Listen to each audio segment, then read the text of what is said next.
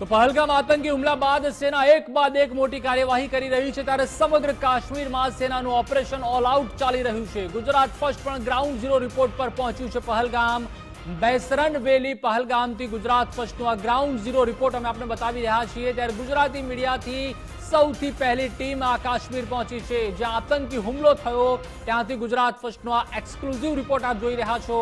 सेना एक एक आतंकी ने वीणी वीणी ने खत्म करवा माटे मैदान में उतरी है, त्यारे दररोज आतंकीओं घर शोधी शोधीने पण पाडवामां आवी रह्या छे। समग्र जम्मू कश्मीर में तमाम रस्ताओ सुमसाम भासी रह्या छे, त्यारे आतंकना लोकल साथीदारों पर सेनानी आ सौथी मोटी अत्यार सुधीनी कार्यवाही छे। सेनानी अलग अलग टुकड़ीओनुं मोटा पाये ऑपरेशन चालू छे। 22 एप्रिले आ ज रूट परथी प्रवासीओ बेसरन वेली गया हता। प्रवासीओ मिनी स्विट्जरलैंड कहवाता बेसरन वेली पहुंच्या हता, त्यारे અહીં માત્ર પગપાળા અને ઘોડેસવારીથી જ પહોંચી શકાય છે।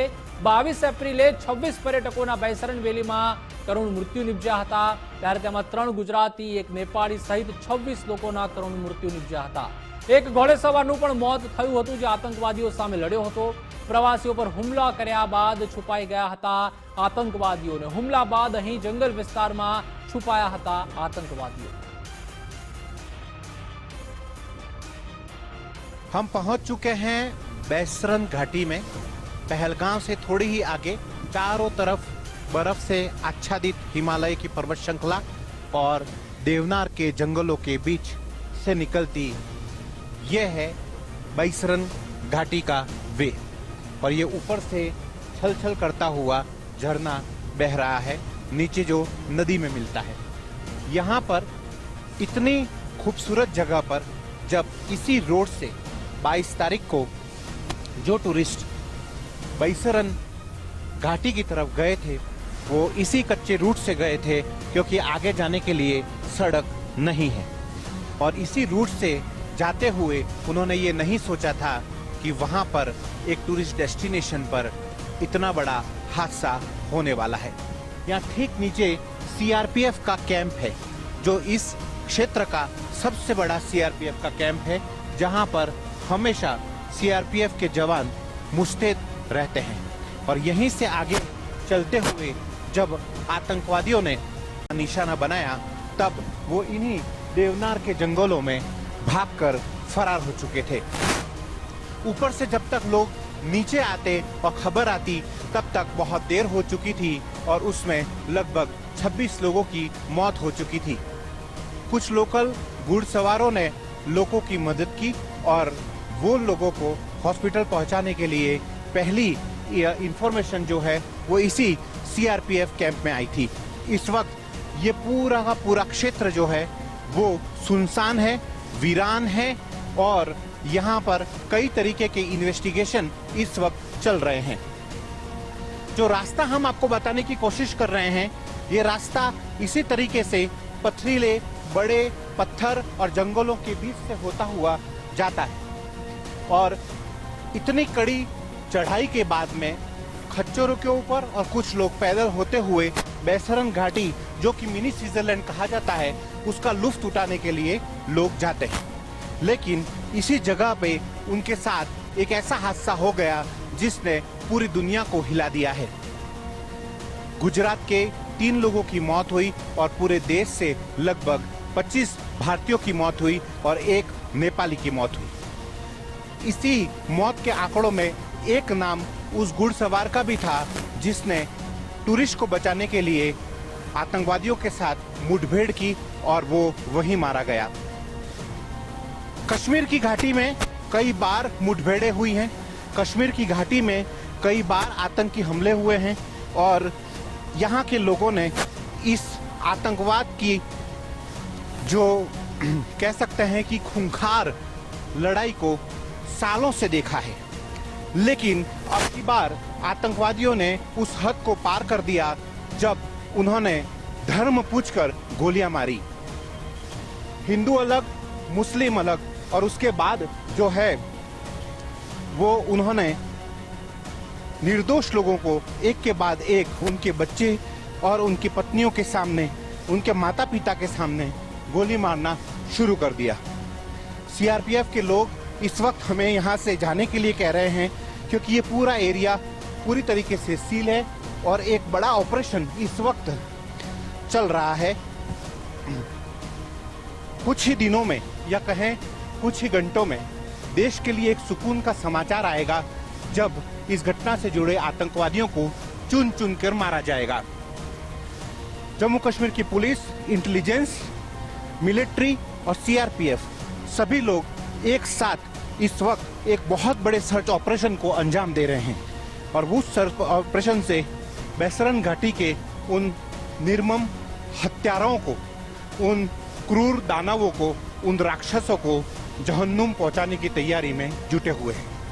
इस बात में कोई दो राय नहीं कि बैसरन घाटी में बिना लोकल सपोर्ट के वो इतना बड़ा हादसा, इतना बड़े कांड को अंजाम नहीं दे सकते थे।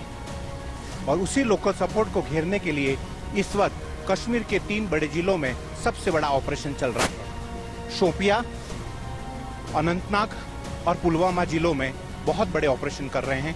लगभग 18 से ज्यादा आतंकवादियों को उन्होंने घेरा हुआ है और अलग अलग जगहों पर उनके जो घर हैं उनको नेस्तनाबूद किया जा रहा है, बम डाल के उड़ाया जा रहा है और जो बाकी लोगों के घर हैं उन पर बुलडोजर चलाया जा रहा है। कश्मीर के लोग इस बार भारत के साथ है, हिंदुस्तान के साथ है। ऐसी घटनाएं मैंने खुद कई बार कश्मीर में देखी हैं, एनकाउंटर्स देखा है, लेकिन आतंकवादियों से ज्यादा डर कश्मीर के लोगों से लगता था, क्योंकि उन आतंकवादियों को ढाल बनकर कश्मीर के लोग, कश्मीर के युवा पत्थरबाजी करते थे। लेकिन आज हालात बदल चुके हैं। आज कश्मीर का युवा भारत के साथ है। वो हिंदुस्तान जिंदाबाद के नारे लगाता है, ना कि पाकिस्तान जिंदाबाद के नारे लगाता है। एक समय था जब यहाँ का तिरंगा कोई नहीं पहचानता था और यहाँ सिर्फ पाकिस्तान का झंडा ही पहचान में आता था, लेकिन आज वो हालात बदल चुके हैं। कश्मीर के लोग ये बात समझ चुके हैं कि अगर उन्हें यहाँ पर रहना है, अगर उन्हें सच में अपना एक अच्छा जीवन चाहिए, यदि सच में कश्मीर को स्वर्ग के रूप में देखना है, तो हिंदुस्तान के साथ रह के, हमारी फौज के साथ में रह के, सत्य का साथ देने पे ही ये संभव हो सकेगा। विकसित भारत की परिकल्पना जो प्रधानमंत्री नरेंद्र मोदी लेकर चल रहे हैं, उसी क्षेत्र में जब 370 और 35A की धारा को नाबूद किया गया था, उस धारा के हटने के बाद यहाँ पर एक अच्छे विकास ने जन्म लिया था। यहाँ पर अच्छे रोड्स बन रहे हैं, अच्छे पुल बन रहे हैं, अच्छा इंफ्रास्ट्रक्चर हो रहा है, एम्स बन रहा है, मेडिकल कॉलेज हो रहे हैं, यूनिवर्सिटीज खुल रही हैं, लोगों को स्किल डेवलपमेंट का एजुकेशन दिया जा रहा है, गृह उद्योग चल रहे हैं, एप्पल की खेती को पूरे विश्व में फैलाया जा रहा है, केसर की खेती को पूरे विश्व में फैलाया जा रहा है, एक्सपोर्ट हो रहा है और कुल मिलाकर जिंदगी पटरी पर थी। कुल मिलाकर यहाँ के लोग अच्छी आजीविका के साथ एक अच्छे जीवन को यापन करने के लिए तैयार थे। यहाँ की इकोनॉमी यानी कि टूरिस्ट बेस्ड इकोनॉमी कश्मीर की मानी गई है, क्योंकि जब जब अमरनाथ की यात्रा आती है, हिंदुओं का त्योहार है, हिंदुओं के भगवान हैं, भगवान भोलेनाथ का वो पवित्र धाम है, लेकिन न हिंदू न मुसलमान उसे एक सबसे बड़े रोजगार के रूप में कश्मीर के लोग देखते थे।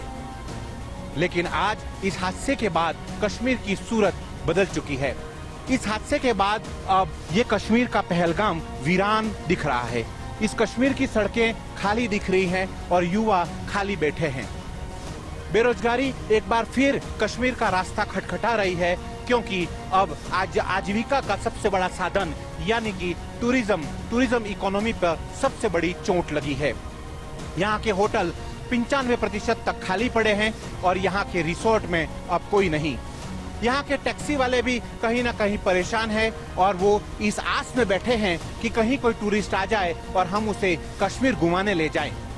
यहाँ के घोड़े वाले, खच्चर वाले, रेस्टोरेंट वाले, होटल वाले, एप्पल का बिजनेस करने वाले, केसर का बिजनेस करने वाले, वो क्रिकेट बैट का बिजनेस करने वाले, आज सभी लोग इस हरकत से बहुत ज्यादा नाराज हैं, परेशान हैं, क्योंकि उन्हें पता है कि ये जो पाकिस्तान प्रेरित आतंकवाद ने जो कोहराम पहलगाम में मचाया है, जो बैसरन वैली में मचाया है, उस कोहराम के कारण आज उनकी रीढ़ की हड्डी टूट गई है। आज उनके आजीविका का सबसे बड़ा स्रोत पे सबसे बड़ी चोट पहुंची है। लेकिन एक बार फिर लोगों को विश्वास है भारत सरकार के ऊपर, हमारी तीनों फौजों के ऊपर, कि अब की बार ऐसा करारा जवाब मिलेगा कि आतंकवाद जड़ मूल से खत्म हो जाएगा। इस बार पीओके में चलने वाले वो सभी आतंकी लॉन्च पैड और पीओके में चलने वाले वो सभी आतंकी ठिकानों को पूरी तरीके से समाप्त कर दिया जाएगा।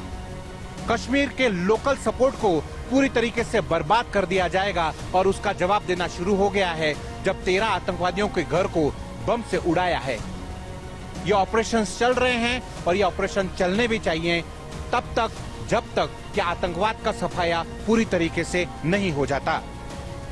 लोगों को विश्वास है कि अब की बार इस समस्या का निदान जरूर होगा। कैमरामैन विनोद शर्मा के साथ विवेक कुमार भट्ट, पहलगांव, कश्मीर।